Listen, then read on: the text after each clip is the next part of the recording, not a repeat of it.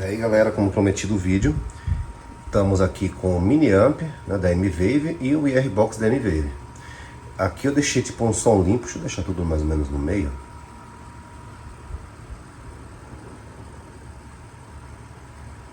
O primeiro som.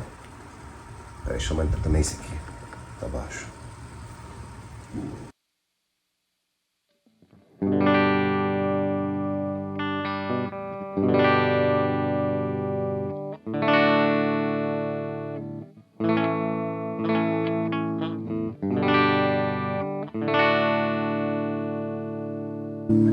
É um Fender limpo, né? Aqui é um outro Fender.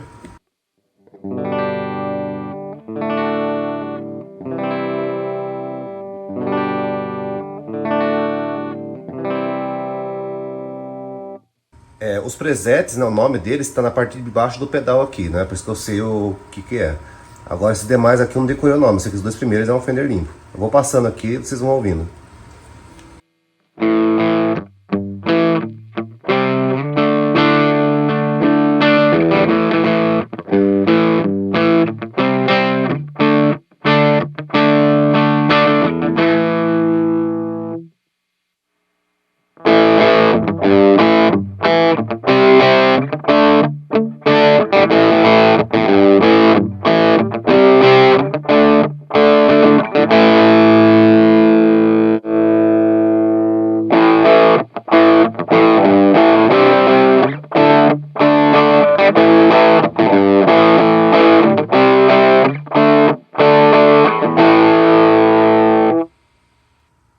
Aqui eu sei que acho que deve ser um Marshall JCM800.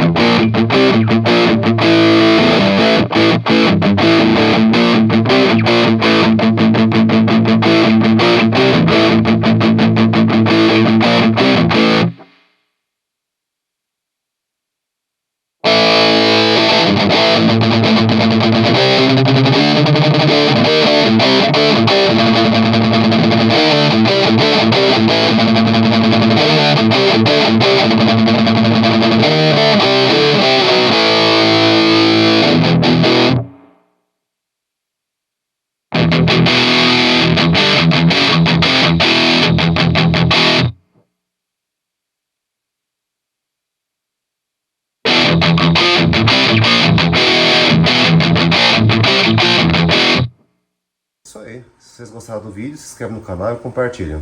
Beleza? Não esqueça de clicar no sininho.